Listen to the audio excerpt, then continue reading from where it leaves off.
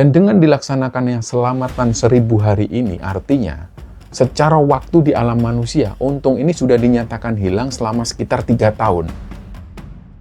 Bangsa lelembut yang ada di sana itu nggak mau melepaskan anakmu karena mereka sudah terlanjur percaya dan anakmu sudah cukup lama tinggal di sana. Terus Basosro ini melontarkan sebuah syarat mutlak dari penguasa gaib sana. Jadi intinya, bangsa lelembut di atas akan mau melepaskan untung, tapi harus ada penggantinya.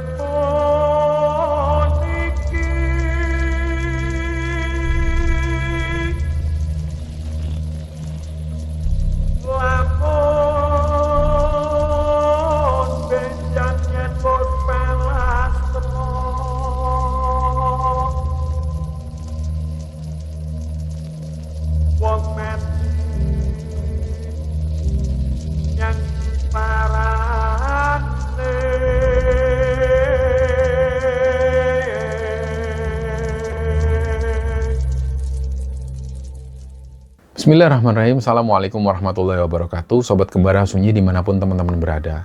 Pada kesempatan kali ini, kami akan membagikan cerita yang dikirim oleh narasumber kita yang asalnya dari Blitar, Jawa Timur. Sebelum kita masuk ke ceritanya, untuk teman-teman yang nonton tayangan ini dan belum subscribe, jangan lupa untuk subscribe lebih dulu agar channel Kembara Sunyi ini lebih berkembang lagi dan kami lebih bersemangat lagi dalam membuat konten-konten terbaru di Kembara Sunyi. Dan untuk teman-teman yang telah mendukung kami sejauh ini, kami mengucapkan terima kasih banyak. Semoga amal kebaikan teman-teman dibalas kebaikan berlipat oleh Allah Subhanahu wa Ta'ala.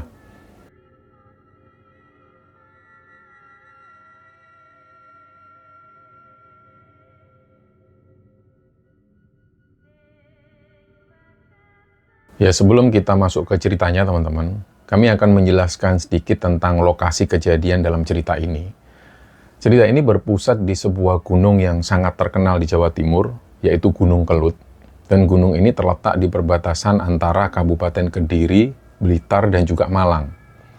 Nah, bagi masyarakat Jawa Timur, Gunung Kelut ini bukan sekedar tumpukan tanah dan batu. Gunung ini punya sejarah, punya asal-usul, dan ada misteri yang sangat dipercaya oleh masyarakat sekitar sejak zaman dulu.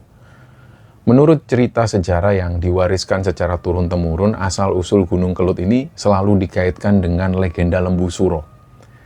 Diceritakan pada zaman dulu itu ada seorang putri cantik yang namanya Dewi Kilisuci.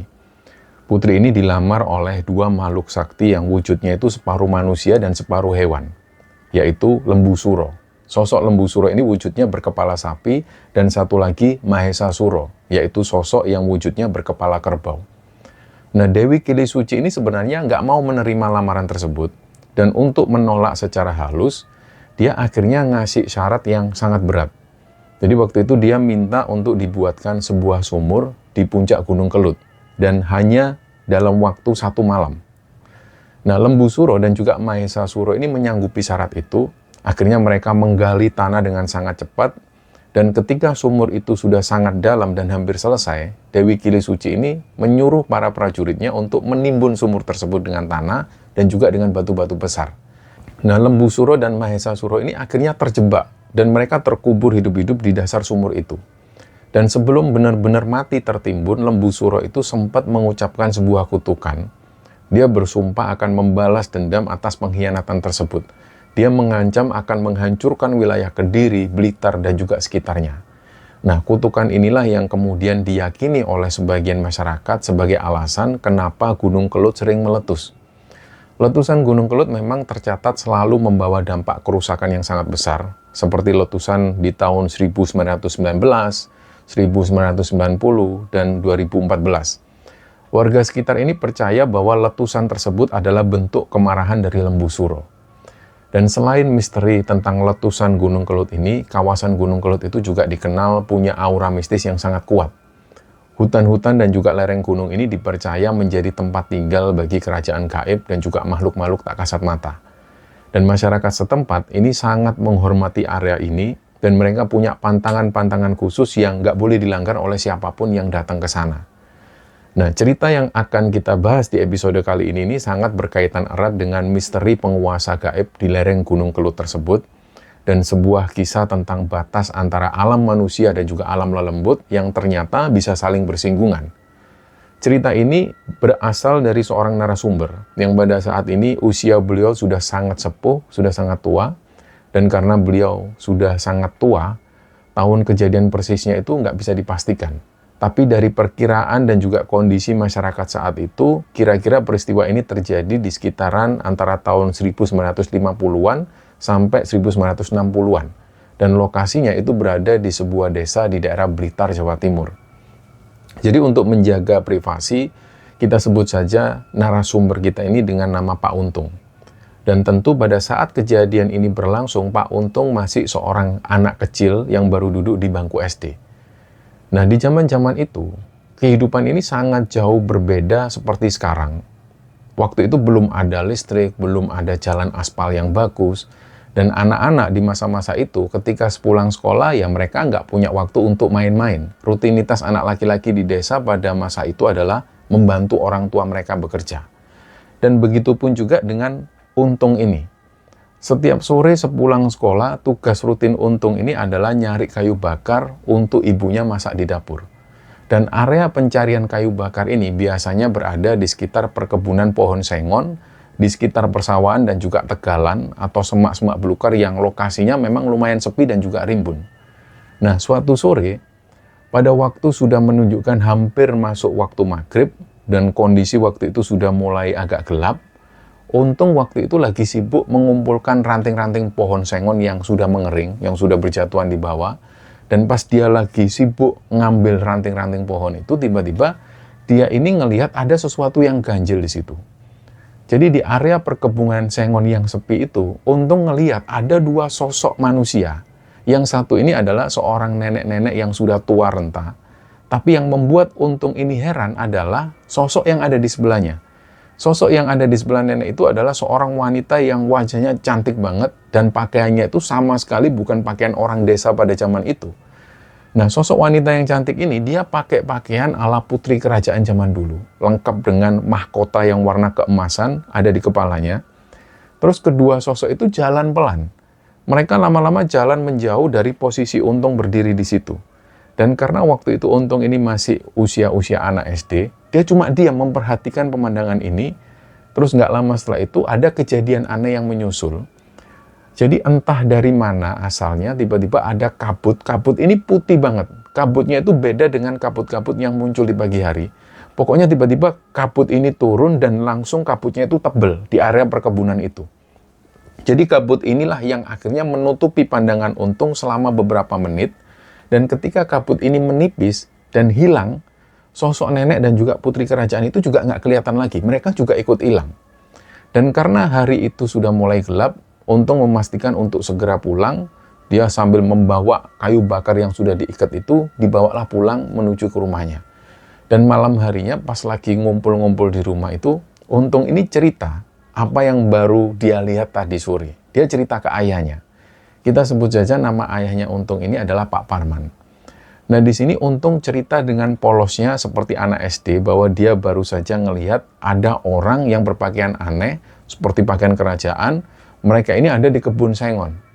Tapi waktu itu respon dari orang tuanya Untung ini biasa saja, terutama Pak Parman, bapaknya.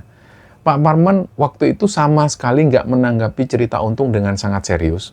Di pikiran orang-orang tua zaman dulu, cerita seperti ini itu biasanya cuma dianggap sebagai hayalan atau halusinasi anak kecil yang mungkin waktu itu dia kecapean setelah nyari kayu seharian. Nah, akhirnya pembicaraan ini pun berlalu begitu saja, nggak pernah dibahas lagi. Dan kira-kira beberapa waktu kemudian rutinitas ini kembali berjalan normal. Sepulang sekolah, Untung kembali berangkat ke perkebunan sengon itu untuk nyari lagi ranting-ranting kayu bakar. Nah, singkat cerita, di lokasi yang hampir sama dan di waktu yang hampir bersamaan juga, kira-kira waktunya itu menjelang maghrib, Untung ini sudah mau pulang. Dia ini kembali melihat ada pemandangan yang seperti waktu lalu. Awalnya ada kabut yang muncul. Terus tiba-tiba muncul sosok nenek-nenek dan juga putri kerajaan yang pakai mahkota emas itu. Dan persis seperti waktu itu, ada kabut putih tebal yang tiba-tiba datang nggak tahu dari mana, langsung menutupi area ini dan menutupi dua sosok tersebut. Nah, di momen itulah, Untung ini nggak takut lagi karena dia merasa penasaran. Dia ingin membuktikan ke orang tuanya kalau yang dilihat ini benar. Dan jarak kabut itu juga nggak terlalu jauh dari posisi Untung berdiri. Untung itu justru jalan maju. Dia mengikuti kemana sosok dua perempuan itu pergi. Jadi akhirnya dia nembus kabut yang tebal itu. Dan begitu Untung ini melangkah masuk dan melewati kabut itu, dia kaget. Karena pemandangan di depannya itu langsung berubah total 180 derajat. Perkebunan sengon yang biasa dia lewati dan dia sudah hafal betul jalannya, itu hilang. Sudah nggak kelihatan lagi dan tiba-tiba muncul sebuah bukit di situ. Dia ada di atas bukit dan nggak tahu itu bukit apa. Dari kejauhan Untung ngelihat sosok nenek-nenek dan juga perempuan cantik ini, dia jalan mendaki ke atas bukit itu. Nah, disinilah Untung itu cuma bisa terdiam di tempat. Dia diam awalnya, dia bingung juga, karena dia tiba-tiba ada di atas bukit, dia bingung. Dan dia mulai merasa heran dengan apa yang dia alami waktu itu. Dalam hatinya, dia itu berharap mudah-mudahan ada orang yang lewat. Mungkin orang desa atau apalah yang kebetulan nyari kayu, dia ini mau tanya. Dia mau tanya jalan pulang, karena dia merasa sudah aneh. Tapi di situ nggak ada siapa-siapa yang lewat, dan dia bingung mau jalan kemana lagi, karena waktu itu, hari ini juga semakin gelap. Biasanya di jam-jam itu, Untung ini sudah ada di rumah, dan pasti sudah disediakan makan sama ibunya. Nah, disinilah Untung itu keinget masakan ibunya. Dia langsung lapar, dia pengen pulang. Nah, dari arah kejauhan, sosok nenek-nenek yang tadi jalan ke atas bukit itu ternyata turun lagi, dia balik lagi. Terus dia dekati Untung. Pas sudah jalan semakin mendekat itu, si nenek-nenek ini tanya ke Untung, dia itu pakai bahasa Jawa. Wis le melu aku ngger. Omaku ora ado. Ono ning balik bukit kue. Nah, yang artinya ikutlah sama nenek aja, rumah nenek nggak jauh, ada di balik bukit itu. Nah, karena waktu itu Untung ini sudah lapar banget, dan dia juga nggak tahu jalan pulang, Untung akhirnya menurut, dan dia mengikuti sosok nenek-nenek ini. Dia mikirnya waktu itu berarti sosok nenek-nenek ini mungkin warga desa yang tinggal di sekitar situ. Akhirnya dia ikut seneng, karena ada yang mau ngajak mampir ke rumah warga. Akhirnya Untung ini ikut nenek-nenek tersebut, dia jalan masuk ke hutan yang lebat. Terus di tengah hutan yang rimbun itu, samar-samar dia melihat ada sebuah pemukiman layaknya perkampungan warga. Terus sesampainya di salah satu rumah, yaitu rumah nenek ini, Untung itu disuruh masuk, terus dia disuruh duduk. Nah, si nenek-nenek ini masuk ke dalam, dan pas si nenek-nenek ini keluar-keluar itu sudah bawa makanan. Nah, ketika ngelihat makanan yang dibawa nenek-nenek ini, Untung malah seneng di situ. Dia mikirnya, baik banget nenek ini sudah ngajak mampir, disuguhi makanan juga. Jadi dalam hatinya dia bilang, kok ya tahu nenek-nenek ini kalau aku lapar. Tapi pas dia lihat makanan yang disuguhkan buat Untung ini heran juga. Karena rumah nenek ini itu kelihatan sederhana sekali, tapi makanan yang dihidangkan ini kok benar-benar sangat mewah untuk ukuran orang desa di sekitaran tahun seperti itu. Jadi si nenek-nenek ini menghidangkan nasi putih yang masih hangat, lengkap dengan lauk ingkung ayam utuh, yaitu ayam kampung yang dimasak bumbu kuning secara utuh tanpa dipotong. Dan sebagai konteks teman-teman, di era-era itu makanan sehari-hari masyarakat desa ini cuma nasi yang kadang seringnya itu dicampur dengan jagung atau tiwul. Jadi jarang banget ada orang desa di era itu yang makan nasi murni. Jadi nasi putih yang murni dan juga ayam ingkung utuh ini adalah makanan yang mewah sekali, makanan kelas atas yang waktu itu cuma bisa dinikmati ya paling setahun sekali lah, atau pas ada acara selamatan atau hajatan besar. Jadi karena waktu itu dia sudah lapar, Untung langsung memakan makanan itu dengan lahap sampai dia kenyang. Dan selesai makan, si nenek-nenek ini nyuruh Untung untuk rebahan dulu. Wes kue turun neng kene wae, ngenteni meneh isuk. Akhirnya Untung ini istirahat di atas sebuah dipan kayu yang ada di bagian depan rumah. Ketika waktu itu perutnya sudah kenyang dan badannya yang juga sudah kecapean, dia akhirnya langsung tertidur pules. Terus nggak tahu berapa lama Untung ini tertidur, tiba-tiba pas dia bangun itu, dia kaget. Karena suasana rumah yang tadinya sepi, cuma ada nenek-nenek itu, ini berubah jadi agak bising. Di situ dia dengar banyak banget suara derap langkah kaki kuda yang rame banget di luar rumah nenek-nenek ini. Ketika Untung ngelihat ke depan, ternyata ada beberapa laki-laki yang badannya itu tegap-tegap semua. Mereka semua itu berpakaian layaknya prajurit di zaman-zaman kerajaan. Nah, prajurit-prajurit itu kelihatan ngobrol serius dengan nenek-nenek pemilik rumah ini. Nah, nggak lama setelah perbincangan itu selesai, si nenek-nenek ini nyamperin Untung. Yang waktu itu Untung masih duduk di atas dipan, dia masih bingung. Untung masih bingung waktu itu. Terus nenek-nenek ini bilang, "Wes kono, melu punggawa-punggawa iki yongger." Jadi Untung itu dikasih tahu, "Sudah kamu ikut sama prajurit-prajurit ini ya." Belum sempat Untung itu mencerna perkataan dari si nenek-nenek ini, salah satu dari prajurit itu langsung ngangkat tubuhnya Untung. Dia ini kan kecil, jadi Untung itu digendong dan langsung dinaikkan di atas pelana kuda. Nah, di momen itulah Untung ini mengalami sebuah kondisi fisik yang sangat nggak wajar. Jadi begitu dia duduk di atas kuda bersama para prajurit itu, seluruh tubuh Untung itu langsung mati rasa. Badannya itu langsung lemes total, dia sama sekali nggak bisa berontak, nggak bisa teriak juga, dan dia nggak punya tenaga sedikit pun untuk melawan. Jadi rombongan kuda ini pun akhirnya bergerak meninggalkan rumah si nenek ini. Singkatnya perjalanan mereka itu berakhir di sebuah tempat. Di situ Untung melihat ada sebuah gerbang raksasa. Bangunannya itu megah, mirip kayak sebuah keraton atau istana kerajaan kuno. Dengan penjagaan-penjagaan prajurit yang sangat ketat di setiap sudut-sudutnya. Nah, rombongan prajurit ini itu membawa Untung melewati pelataran istana yang luas banget, tapi sayangnya waktu itu Untung ini nggak dibawa masuk ke dalam ruang utama istana. Jadi dia ini dibawa ke bagian belakang istana tersebut. Dan di area belakang itulah Untung ini kemudian diturunkan dari kuda. Jadi tempat itu yang disinggahi oleh Untung ini adalah sebuah area kandang kuda yang sangat luas banget. Di situ terlihat kudanya itu ukurannya besar-besar. Dan salah seorang prajurit ini mendekati Untung, dan dia menjelaskan panjang lebar tentang tugas yang harus dikerjakan oleh Untung mulai saat itu. Nah, posisi Untung waktu itu benar-benar takut. Dia tuh nggak bisa ngapa-ngapain, dia nggak berani ngomong, bahkan untuk ngelihat ke arah prajurit-prajurit ini dia nggak berani. Karena badannya tegap-tegap dan besar-besar semua.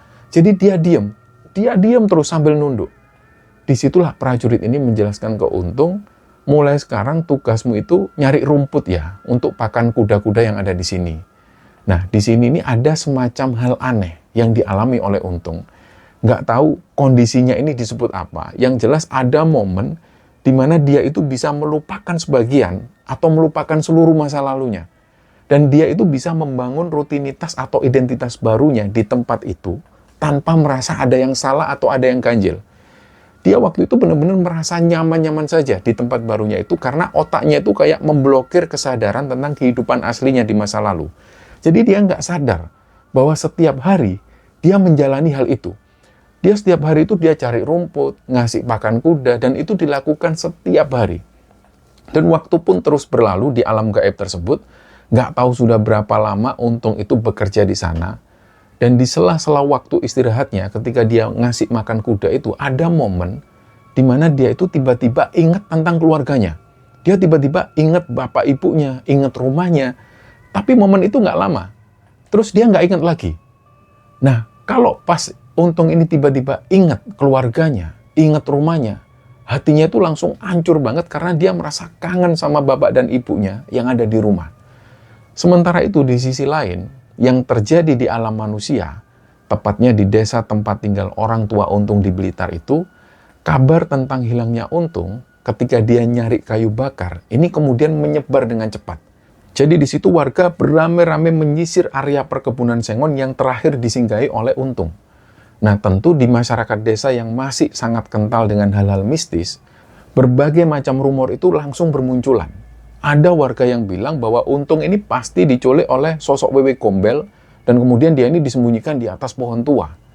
Tapi ada juga yang berpendapat bahwa Untung ini disesatkan dan disembunyikan oleh sosok genderuwo penunggu kebun sengon.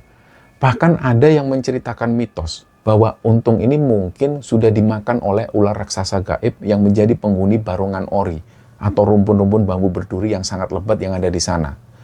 Nah, keluarga Pak Parman waktu itu nggak tinggal diem.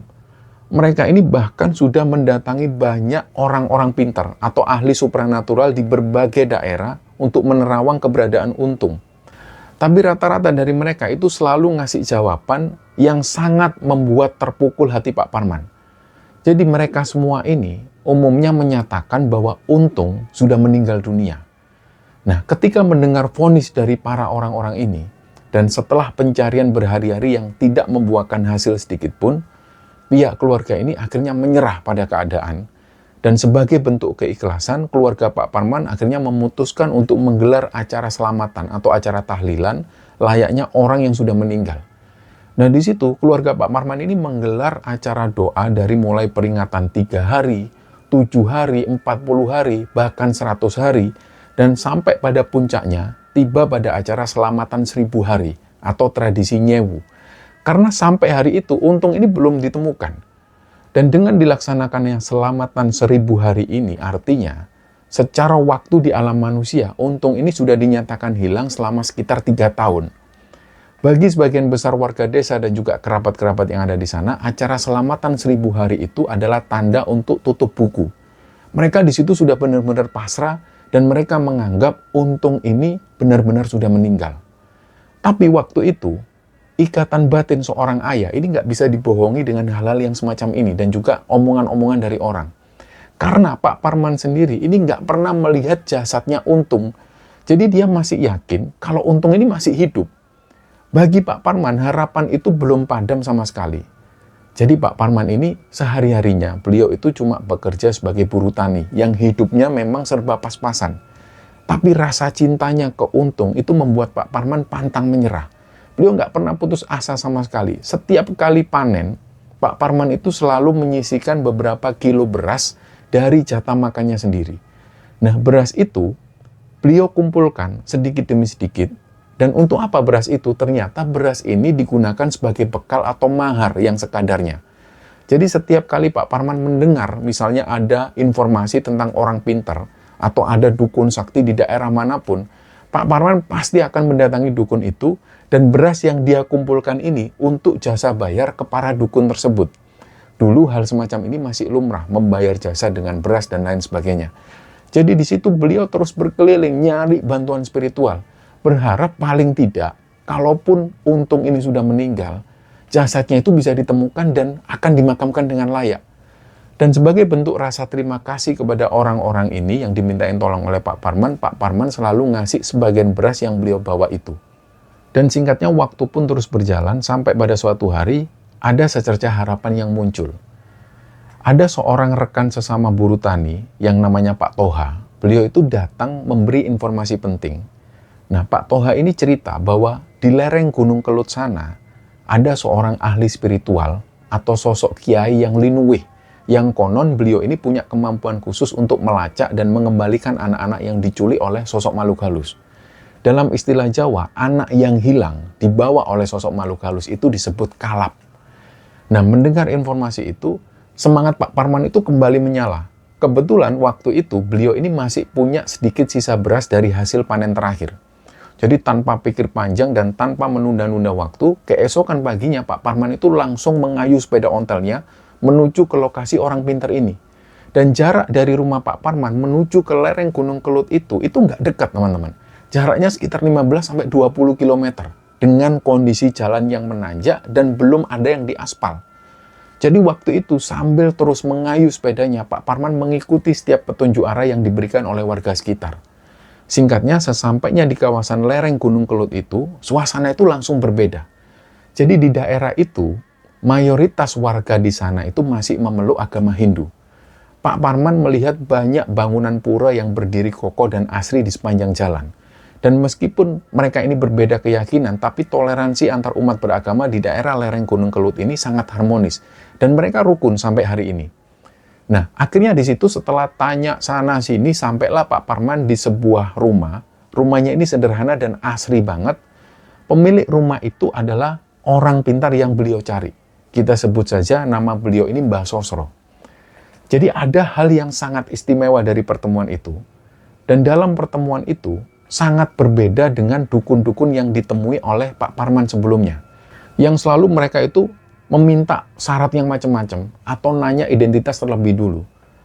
Ini beda. Begitu Pak Parman memarkirkan sepedanya dan beliau duduk di teras rumah Mbah Sosro itu senyum. Beliau itu belum sempat Pak Parman ini membuka mulut, Mbah Sosro itu langsung sudah memotong Pak Parman dengan nada yang sangat tenang. Wes, aku ngerti maksudmu. Beliau ini ternyata sudah tahu apa maksud dan tujuan kedatangan Pak Parman ini. Jadi langsung Mbah Sosro ini ngomong ke Pak Parman, iki yo, umpama bocah iki sing nyulik iku cuma jin setan perayangan ae. Dino iki wis iso tak jak mulih man. Tapi iki beda Nah intinya Mbah Sosro itu bilang, seandainya anak ini yang nyulik cuma bangsa jin atau setan rendahan biasa, hari ini juga sudah pasti bisa aku bawa pulang. Tapi ini kasusnya beda. Nah mendengar itu Pak Parman langsung tanya balik, bedo pripun toh Mbah? Bedanya seperti apa Mbah? Terus Mbah Sosro ini menunjuk ke arah puncak Gunung Kelut dan beliau menjelaskan, iki sing nyulik anakmu iki termasuk penguasa gaib sing ono ning Gunung Kelut kae. Nanging kowe kabeh tetep kuasane makhluk ciptaane Gusti Allah, duduk kekarepane Gusti. Nah, telung dino iki kowe bali omane mrene yo, Ngger. Engko coba tak paranane, njaluke piye penguasa sing nang ndukur kae. Jadi intinya Mbah Sosro menjelaskan yang artinya kira-kira seperti ini, yang menculik anakmu itu, Pan, itu termasuk penguasa gaib yang ada di Gunung Kelut ini. Tapi ya itu semua tetaplah sebatas kuasa makhluk ciptaan Allah, bukan kehendak Allah sendiri. 3 hari lagi kamu kembali lagi ke sini. Nanti coba aku datangi, aku minta tanya bagaimana penguasa di atas sana maunya seperti apa. Dan setelah ngasih penjelasan itu, Mbah Sosro mempersilahkan Pak Parman untuk pulang. Dan yang membuat Pak Parman ini semakin terharu adalah Mbah Sosro ini sama sekali menolak menerima sekarung beras yang dibawa oleh Pak Parman. Beliau menyuruh supaya beras itu dibawa pulang kembali untuk makan keluarganya di rumah. Akhirnya, selama 3 hari menunggu itu, hati Pak Parman ini benar-benar gak karu-karuan. Beliau terus-terusan berdoa memohon keselamatan untuk Untung. Dan persis di hari ketiga, Pak Parman itu kembali mengayuh sepedanya mendatangi rumah Mbah Sosro di lereng Gunung Kelut itu. Dan pas ketemu Mbah Sosro, raut wajah Mbah Sosro itu terlihat sangat tenang, tapi kayaknya matanya itu menyimpan sebuah kesedihan. Mbah Sosro ini menyuruh Pak Parman untuk duduk dulu, terus beliau itu mulai bicara. Beliau ngomong gini ke Pak Parman, ngene man, aku iki wis diskusi karo makhluk sing ana ning dhuwur kae. Anakmu kowe jane ora nglakoni salah. Tapi yo karena dheweke iki sregep, anakmu wis dipercaya ning kono lan diwenehi tugas. Bangsa lelembut ning kono iki wegah ngeculki anakmu. Karena mereka iku wis kebacut percaya lan anakmu wis cukup suwe nang kono. Nah, kira-kira artinya aku ini sudah berdiskusi dengan makhluk yang ada di atas sana dan anakmu itu sebenarnya nggak berbuat salah sama sekali. Tapi karena ini dia rajin, anakmu akhirnya sudah dipercaya di sana dan diberi tugas. Bangsa lelembut yang ada di sana itu nggak mau melepaskan anakmu karena mereka sudah terlanjur percaya dan anakmu sudah cukup lama tinggal di sana. Terus Mbah Sosro ini melontarkan sebuah syarat mutlak dari penguasa gaib sana. Jadi intinya bangsa lelembut di atas akan mau melepaskan Untung, tapi harus ada penggantinya. Nah mendengar syarat itu, raut wajah Pak Parman itu nggak menunjukkan kepanikan sama sekali, beliau justru mengangguk. Beliau ini setuju. Sebagai seorang ayah yang sangat mencintai anaknya, beliau sudah mengerti, beliau sudah paham apa yang dimaksudkan oleh Mbah Sosro. Dan ada harga yang harus dibayar. Dan Pak Parman tahu hal itu. Pak Parman jawab, saya siap Mbah. Saya siap menggantikan anak saya. Nah, mendengar pengorbanan yang luar biasa dari seorang ayah ini, Mbah Sosro itu cuma bisa terdiam. Terus beliau itu kemudian menjelaskan secara detail apa saja yang nanti harus dilakukan oleh Pak Parman dan apa saja syarat yang harus dibawa pada waktu penjemputan yang sudah ditentukan nanti. Akhirnya sesampainya di rumah, Pak Parman itu langsung manggil istrinya. Kita sebut saja nama istrinya ini Mbok Sri. Pak Parman di situ menjelaskan semua hasil pertemuannya dengan Mbah Sosro, termasuk soal perjanjian pertukaran nyawa dan juga raga di alam gaib itu. Dan teman-teman bisa membayangkan bagaimana reaksi seorang istri ketika mendengar suaminya akan menyerahkan diri ke alam lelembut demi menukar nyawa anaknya. Di situ Mbok Sri menangis histeris. Mbok Sri nggak mau terima. Dan akhirnya terjadilah perdebatan yang sangat panjang malam itu. Mbok Sri ini nggak rela kehilangan suaminya, tapi di sisi lain dia juga kangen sama Untung. Dan dia pingin Untung itu pulang. Terus akhirnya setelah diberi penjelasan panjang lebar oleh Pak Parman, hati Mbok Sri ini akhirnya luluh. Mbok Sri akhirnya mau nggak mau dia harus berusaha mengikhlaskan semua keputusan dari suaminya ini. Bagi mereka, membiarkan anak yang masih kecil terjebak selamanya di alam jin adalah sebuah penderitaan yang tidak tertanggungkan. Dan singkatnya, tibalah waktu yang sudah disepakati, Pak Parman ini kembali datang ke rumah Mbah Sosro. Dan dari rumah itu, mereka berdua itu mulai jalan kaki menapaki jalan setapak yang menanjak curam menuju ke arah atas Gunung Kelut. Nah, di tengah perjalanan itu ada fenomena gaib yang kembali terjadi. Seperti kejadian yang dialami Untung bertahun-tahun yang lalu, tiba-tiba muncul kabut putih. Kabut putih itu kayak bergulung-gulung menutupi jalan mereka.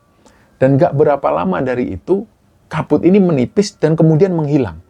Dan pada saat pandangan mereka ini kembali jelas, pemandangan di depan mereka itu sudah berubah total. Pak Parman kaget gak percaya.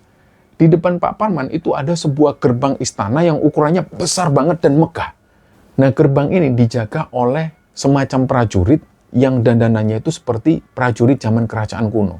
Badan mereka itu tinggi besar, berotot semua dengan tombak panjang yang tergenggam di tangan mereka masing-masing.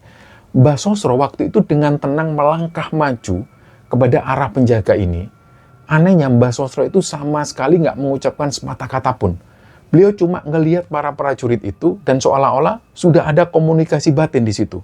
Jadi para prajurit gaib ini menganggukkan kepala kepada Mbah Sosro dan akhirnya membuka gerbang itu lebar-lebar untuk mereka berdua. Mbah Sosro dan Pak Parman langsung masuk mengikuti panduan prajurit tadi. Mereka akhirnya menyusuri pelataran istana sampai akhirnya mereka ini tiba di sebuah area yang sangat luas di bagian belakang.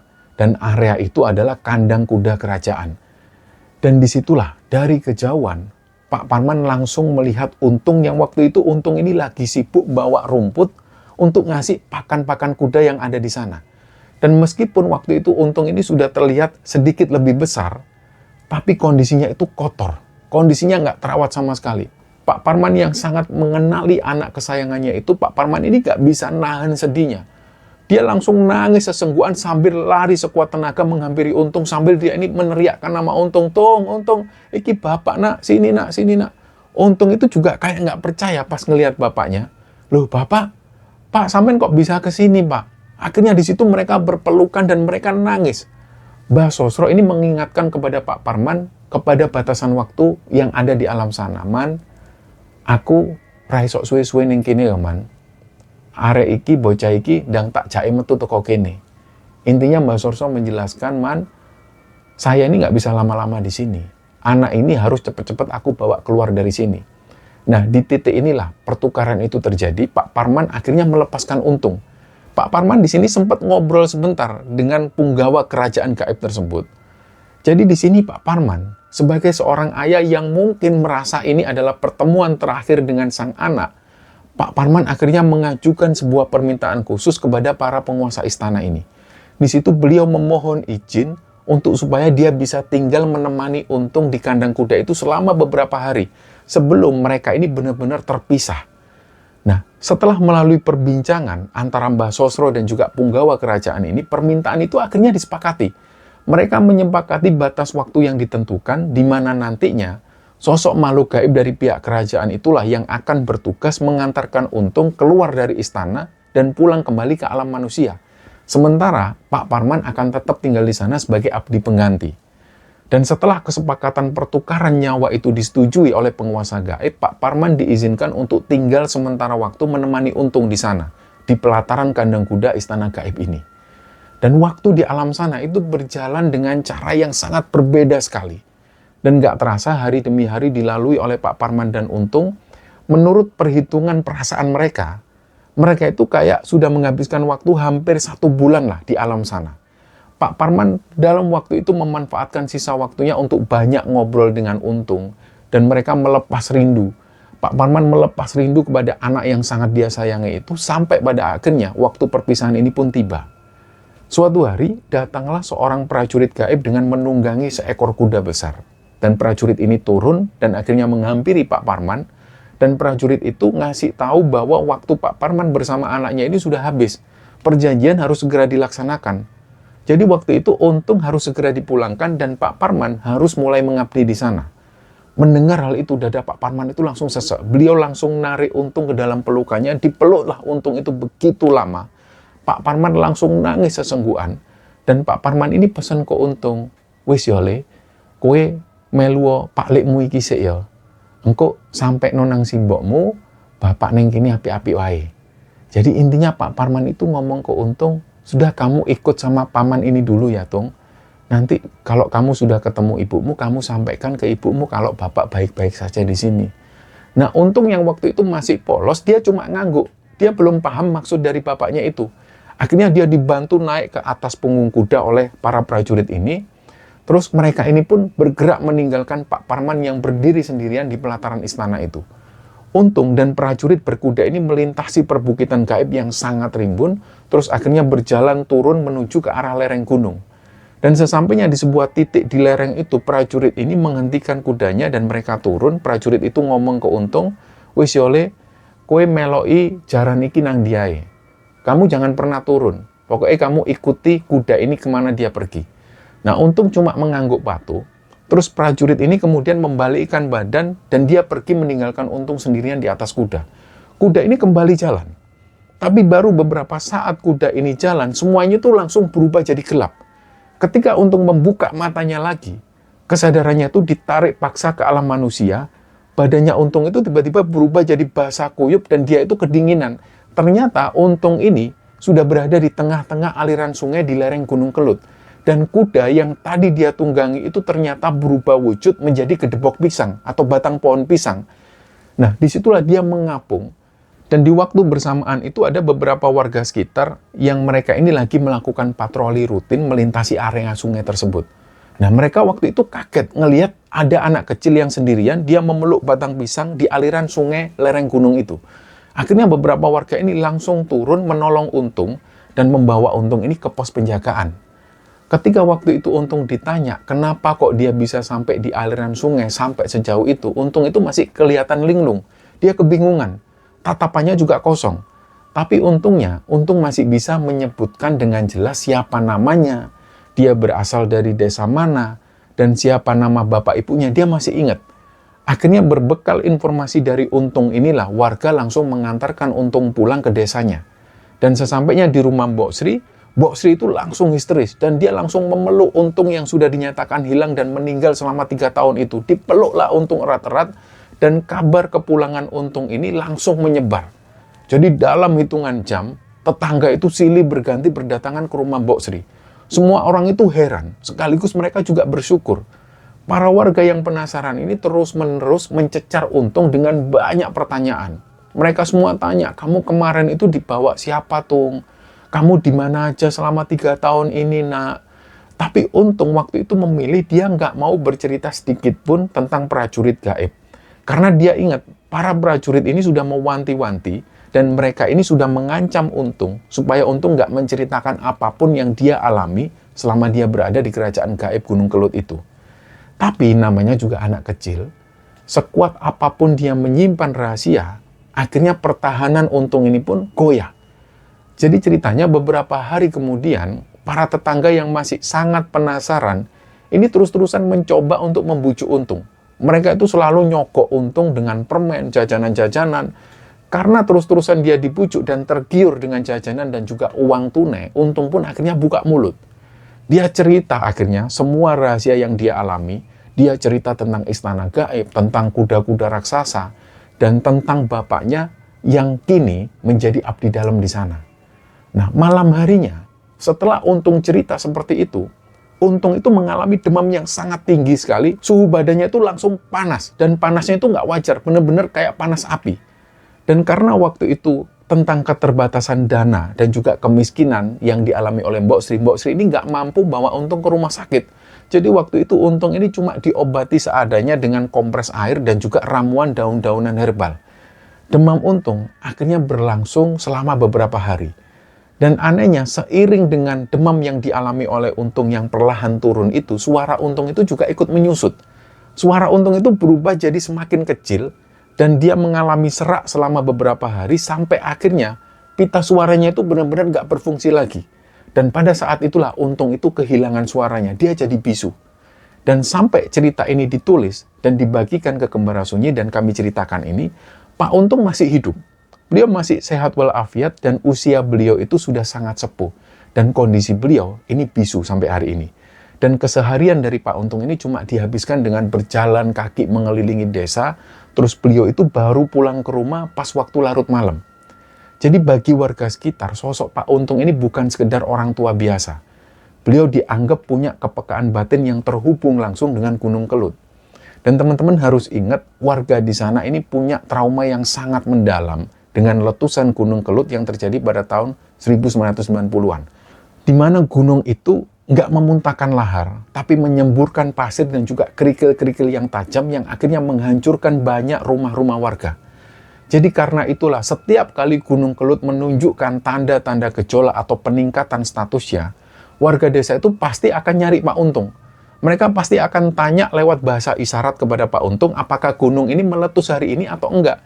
Dan anehnya, isyarat jawaban dari Pak Untung itu seringkali sangat akurat. Selain itu, banyak saksi mata dari kalangan warga yang sering melihat fenomena di luar nalar pada diri Pak Untung yang sudah renta ini. Meskipun Pak Untung itu jalannya terlihat pelan dan tertatih-tatih, beberapa warga itu pernah mengalami kejadian yang aneh. Jadi ada beberapa warga yang naik mobil dan pernah berpapasan dengan Pak Untung itu, seringkali mereka ini merasa tersalib secara misterius. Pak Untung yang tadinya itu jalan jauh di belakang, itu tiba-tiba sudah berada jauh di depan mobil mereka. Dan kalau orang-orang di sekitar sana itu menyebutnya, Pak Untung ini punya ilmu yang bernama ilmu saipi angin atau ilmu melipat bumi. Dan konon ada yang percaya bahwa ini semua adalah oleh-oleh gaib yang mungkin menempel pada diri Pak Untung sejak Pak Untung pernah diculik itu. Dan puncak dari keanehan supranatural Pak Untung ini terjadi baru-baru ini, tepatnya di tahun 2024 kemarin. Suatu hari Pak Untung ini, beliau itu lagi jalan, terus beliau itu nyebrang melintasi perlintasan rel kereta api yang ada di daerahnya. Dan pada saat bersamaan, karena pendengaran beliau yang mulai menurun, beliau itu nggak dengar kalau ada kereta lewat. Ada sebuah kereta yang lewat dan melaju dengan kencang. Masinis kereta itu sudah membunyikan klakson dengan kencang, tapi Pak Untung itu nggak menyingkir. Dan masinis ini dengan mata kepalanya sendiri itu ngelihat dan melaporkan ke pusat bahwa keretanya itu benar-benar nabrak dan mengilas seorang kakek-kakek pejalan kaki.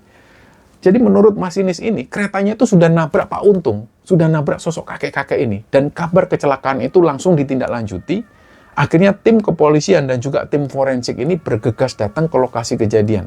Mereka bahkan sudah menyiapkan kantong kresek yang biasanya dipakai untuk memungut potongan daging dan juga memungut sisa tubuh korban kecelakaan kereta api.